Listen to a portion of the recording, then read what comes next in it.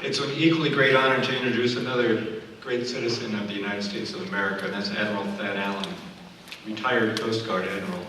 Currently, Admiral Allen is the Executive Vice President with Booz Allen and a leader in their departments of Justice and Homeland Security and the civil market. During his career in the Coast Guard, Admiral Allen served as its Chief of Staff and its 23rd Commandant.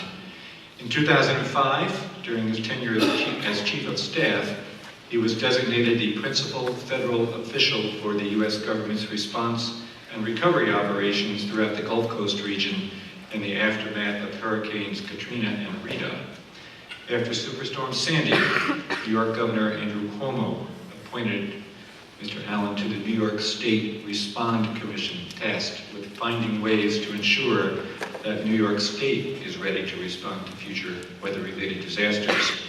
In 2010, President Obama selected Admiral Allen to serve as the National Incident Commander for the unified response to the Deepwater Horizon oil spill in the Gulf of Mexico. We're very honored to have Admiral Allen. Please join us.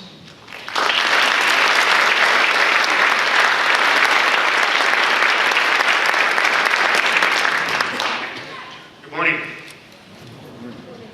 Thanks for having me here. Let me congratulate Monmouth University and everybody that's in attendance today for something that I very rarely say in large groupings.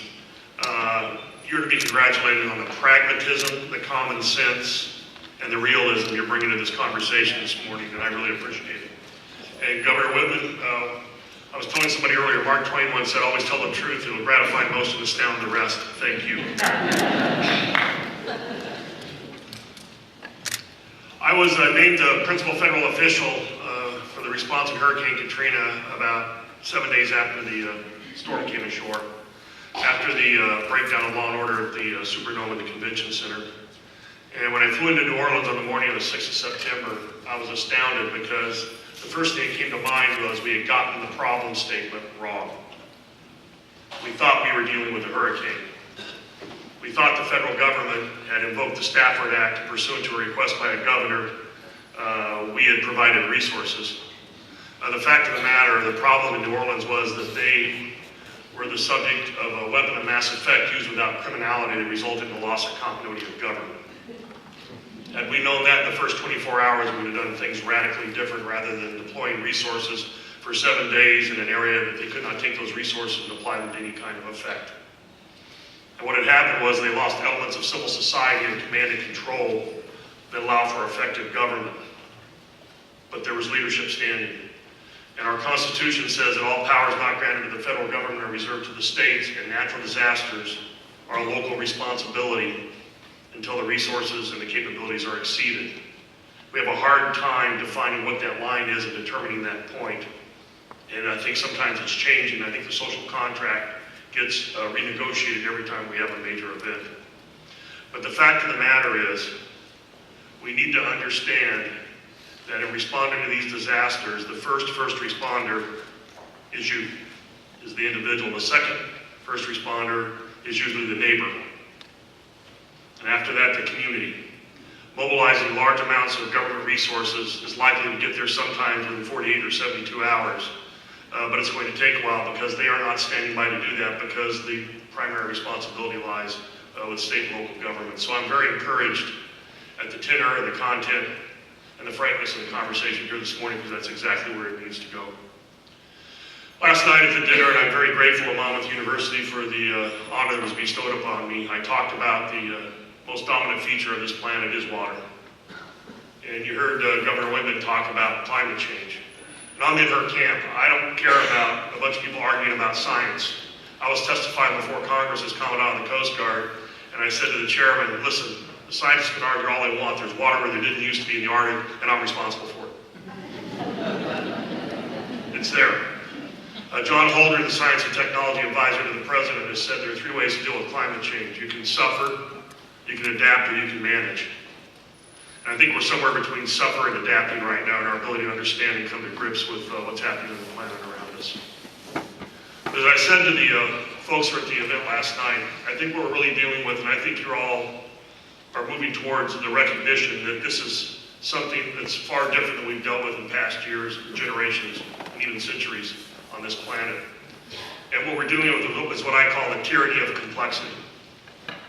It's the complexity that is arising between a greater intersection of the human-built environment and the natural environment.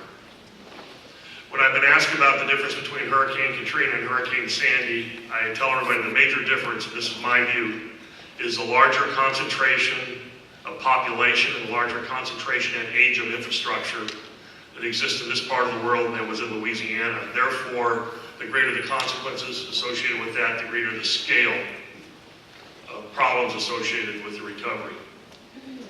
So as we move forward and we think about how we're going to manage these challenges, we have to learn, to the extent that we can, that we're going to have to manage complexity. There are things we don't understand, we have to learn more about.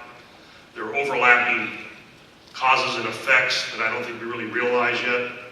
We are removing dams out west that we built 50, 60, 100 years ago because we didn't understand the effect salmon populations. We have undone a lot of work that was done in the Everglades for flood control because now we understand more about it. We need to understand that barrier islands were always made to migrate. In fact, in the early days, people were made to migrate. We started staying in one place, things started changing. We invented things called property rights. Mother Nature doesn't understand property rights.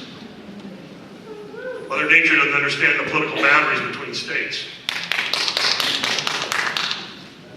And you can't take Mother Nature to court and hold her accountable either. Well, what does that mean? It means we have to think and act smarter. We need to act strategically. We need to think about the long range. Conditions of where we live, how we're going to live, and we have to start changing our behavior. The most critical thing we can do moving forward, having been involved in several of these events and working this on both on the policy side and the contracting side. In the interest of transparency, I run the Booz Allen program that supports FEMA and the new risk map program that's going to be coming out. So I work this in my daily life. I worked it as part of the response. And it is something we're going to have to come to grips with. The most critical decisions we make, in my view, are building codes and land use decisions. They're the hard decisions that Governor Whitmer was talking about. And they're hard because we don't know a lot about the risk. We can't characterize the risk, we can't assess the risk, we can't assign the risk, and it's difficult to say who should bear the cost of the risk. But those are the difficult and complex questions we're going to have to answer. I was at a meeting of the National Academy of Sciences a year ago, and there was a really interesting comparison was made. We can assess the risk associated with operating an automobile down to 5 decimal places based on actuarial data by the Insurance Institute of Highway Safety. We can do crash tests, and we can price insurance to an infinitesimal degree, competitive between the insurance companies. Houses, structures, and infrastructure do not carry VIN numbers. They're not a Toyota where one size and you know what's going on. And what we need to understand is when we're creating and building infrastructure, how to characterize the risk associated with that, and when we're rebuilding infrastructure, to think about mitigation and having a whole new way to think about resiliency. When I think about resiliency, the most common metaphor I use is the human immune system. If you get sick, you have a virus or a bacteria, to the extent that you have an immune system that is healthy, you will get through that quicker and recover and get on with the rest of your life. We need to think about resiliency in terms of the immune system we build into our human capital, our governing structures, the way we govern, the way we build buildings, and the way we think about our environment. That's going to lead us to some hard choices, and it may be choices that are unpalatable to some, as Governor Whitman said. There are some places in this country and on this planet that were not made for continual human habitation. The lower Mississippi River has been rebuilt more times than I can remember south of New Orleans. There have been homes down there and other places in the country that have been rebuilt at government expense 3, 4, sometimes 5 times.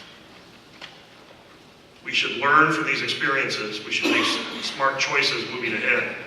And one of the things I think is very, very noteworthy here today is your willingness to have that discussion and carry that discussion forward today.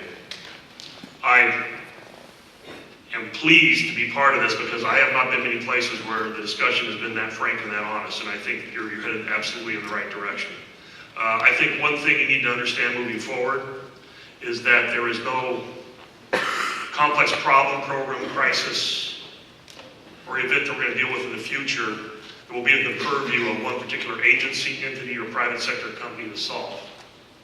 We need to learn how to build leaders and create leadership capabilities, allow us to move across boundaries, whether they're authorization, appropriations, political, government, non-government, faith-based, private sector, or whatever.